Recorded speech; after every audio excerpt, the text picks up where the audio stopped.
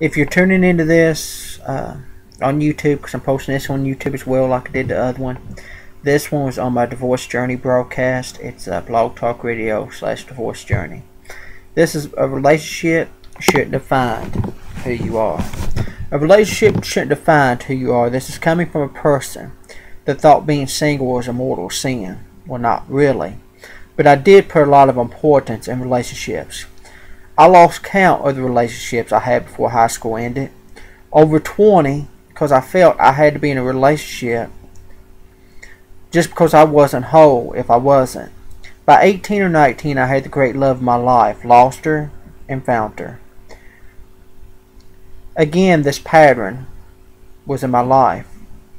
I would move on with my life. People would come back, and I would break up with the one I was with just to go back with the other. Then finally one day I just woke up. Then I dated a few more in relationships. I never was one for dates. It was always instant relationships. Then by 24, 25, I got married. Even though I loved her, I never loved no one in my life as much as I did the other. But I never told her that, nor did I ever compare her to her. It was just my own personal feelings. But the first year was great, second not so much. Then it just went downhill from there. One low blow after the next. Pretty much mentally, not physically, there's a difference. But along the way, through all the stress of the marriage and long depression, I lost myself along the way. Tried everything to make it work, but got tired of fighting. Will admit to my faults, though I got so depressed that I passed the point of caring. Dated some after the divorce, but took almost a year to ever trust anyone again. Time and time again of taking my ex-wife back with the same pattern happening all over again. I actually went on the first 3 actual dates of my whole life. Never once in my life did I date. I was in instant relationships, but went out to eat in the fair. Actual date.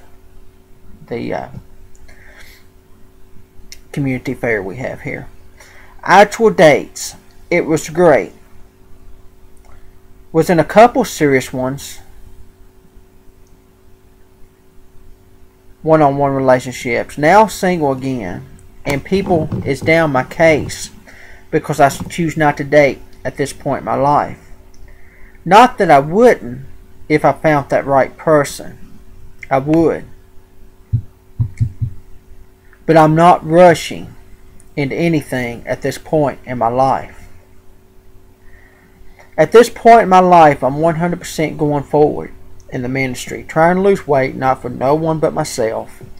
And I'm happy with my life. Relationships no longer define me. People may think I have no life because I'm not making my life into the mold that they think it should be. But I'm working on me for the first time in my life. Before my marriage, my ministry was number one. When married, it became secondary because I put her first like I thought it should have been. But I was wrong. Ministry should always be first. Put nothing before God in ministry. If you are a minister, take my advice. And if people can't accept that, mind your own business. Tonight my thoughts have compassed me.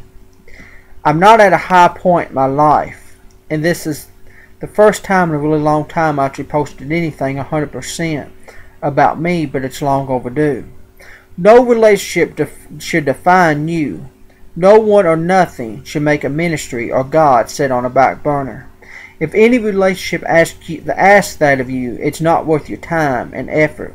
It will only bring you down in the long run, and you will lose the sight of who you are.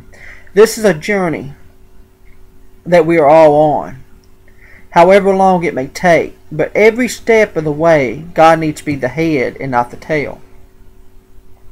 If you're in a habit of letting relationships define you, maybe you just need to sit back, think, collect your thoughts, and maintain your life in your ministry instead of trying to be in a relationship before you can ever trust anyone, especially if you've been hurt and damaged like I have. I have always gone back to the same patterns. If you don't deal with your problems and past and fix yourself.